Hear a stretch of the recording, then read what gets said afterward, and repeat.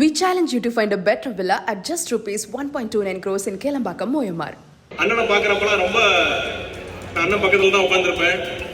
எப்படி நான் மருத்துவத்தில் டாக்டர்னா ஒரு அரசியல் டாக்டர், அவர் கரெக்டாக இந்த அரசியல் என்ன பிரச்சனை, அதிமுக என்ன பிரச்சனை அப்படின்னு கரெக்டாக கண்டறிஞ்சு உண்மையான கரெக்டான ட்ரீட்மெண்ட் பண்ணி நல்ல இடத்துல ஆப்ரேஷன் சக்சஸ், அதிமுகங்கிற பேஷண்ட் டெத்து அப்படின்னு கொண்டு போயிட்டு.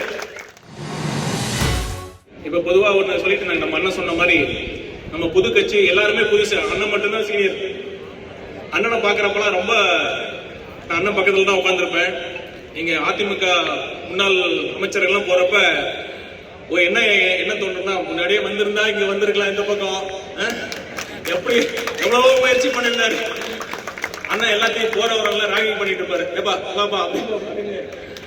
அந்த மாதிரி அவங்க எல்லாரும் ஒரு பெரிய அண்ணன், ஒரு வழிகாட்டியா இருந்தாங்க. நான் தான் அண்ணனை பத்தி சொல்றப்ப சொல்லுவேன், ஒரு அரசியல் டாக்டர். அவர் அரசியல், அவரு எப்படி நம்ம மருத்துவத்துல டாக்டர்னா ஒரு அரசியல் டாக்டர். அவரு கரெக்டா இந்த அரசியல் என்ன பிரச்சனை, அதிமுக என்ன பிரச்சனை அப்படின்னு கரெக்டா கண்டறிஞ்சு உண்மையான கரெக்டான ட்ரீட்மெண்ட் பண்ணி நல்ல இடத்துல ஆபரேஷன் சக்சஸ், அதிமுகங்கிற பேஷண்ட் டெத்து அப்படின்னு கொண்டு போயிட்டு.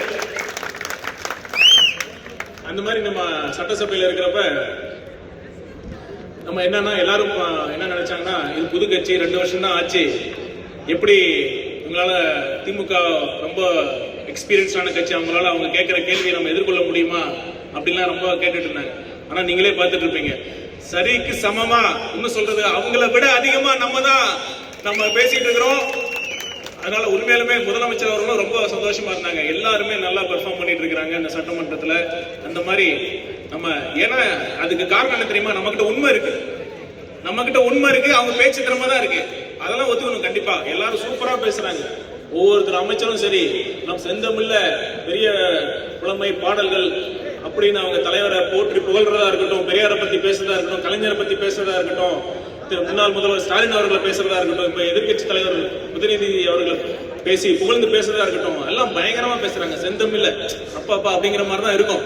ஆனா அவங்ககிட்ட இல்லாத என்ன தெரியுமா, அவங்க கிட்ட இல்லாத உண்மை நம்ம கிட்ட இருக்கு. அதனாலதான் அவங்க கிட்ட நாங்க சரிசமமா நின்று பேச முடியுது. அப்ப அந்த உதயநிதி ஸ்டாலின் அவர்கள், மாண்புமிகு எதிர்கட்சி தலைவர் அவர்கள், இப்ப நம்ம மாண்புமிகு முதல்வர் அவர்கள் சொன்னாங்க, இந்த மாதிரி என்னோட டேபிள்ல கடந்த ஆட்சியில் நடந்த ஃபைல்லாம் எங்கிட்ட இருக்குது, கண்டிப்பாக விரைவில் தக்க சமயத்தில் ஓபன் செய்யப்படும் அப்படின்னு நம்ம சொன்னாங்களா இல்லையா? அதுக்கப்புறம் அடுத்த நாள் அன்னைக்கு வரல அவர். அப்புறம் போய் நல்லா யோசிச்சுட்டு வந்து அவர் பதில் சொன்னார். என்ன சொன்னாரு, தைரியம் இருந்தா நீங்க ஓபன் பண்ணுங்க, நியாயமா விசாரிச்சு இது பண்ணுங்க அப்படின்னு சொன்னாரு. அது என்ன காரணம்னா, ஒரு அரசியல்வாதிக்கு பயத்தை என்ன தெரியுமா, அவங்க பயத்தை எப்பயுமே வெளியே காட்டிக்க மாட்டாங்க. உள்ள பயமா இருந்தாலும் வெளியில காட்டிக்க மாட்டாங்க. அது மாதிரி பில்டிங் ஸ்ட்ராங், பேஸ்மெண்ட் வீக்குங்கிற மாதிரி அவங்க பேச்சுல வேணா ஸ்ட்ராங்கா இருக்கலாம், ஆனா உள்ளுக்குள்ள இருக்கிற பயம், ஏப்பா நம்ம என்னத்தை நீ எவ்வளவு பண்ணிருக்கீங்க தமிழ்நாட்டுல, எந்தெந்த துறையில எவ்வளவு ஊழல் பண்ணிருக்கீங்க, அதுக்கான ஃபைல்லாம் இருக்குது. உள்ளுக்குள்ள உங்க பயம் கண்ணில் தெரிஞ்சது. மாண்புமிகு உதயநிதி அவர்களே, கவலைப்படாதீங்க, நீங்க ஆசைப்பட்ட மாதிரி விரைவில் அந்த ஃபைல்லாம் ஓபன் செய்யப்படும். தகுந்த ஆதாரத்தோட சட்டப்படி, நான் திரும்ப சொல்றேன், சட்டப்படி அந்த ஆக்ஷன்ஸ் எடுக்கப்படும். தவறு செஞ்சா யார் வேணாலும் அரசன் அன்று கொள்வான், ரைட்டா? அதனால அரசன், இந்த அரசன் நம்மளுடைய ஜனநாயகன், கண்டிப்பா ஜனநாயகத்தின்படி ஒரு தீர்ப்பை வழங்குவாரு. கவலையப்பட வேண்டாம், கூடிய சீக்கிரம் கண்டிப்பா நிச்சயம் நடக்கும். திரு சேகர் பாபு அவர்கள் சொன்னார், சிவன் சொத்து குலநாசம், அதாவது சிவன் சொத்தை கையை வச்சவங்களாம் குலநாசம் அப்படின்னாங்க. அதனால நாங்க அது மாதிரி பண்ணலன்னாங்க. எனக்கு ஒரே ஒரு ஆச்சரியம், குலநாசம் நடந்துருச்சு திமுகவுக்கு.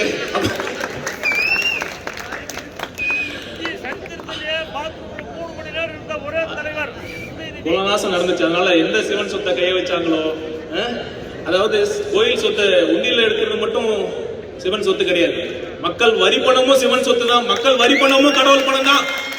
அந்த பணத்துல கை வச்சா குலநாசம் நடக்கும். அந்த உண்மை, அவர் சொன்ன உண்மை நடந்துருச்சு.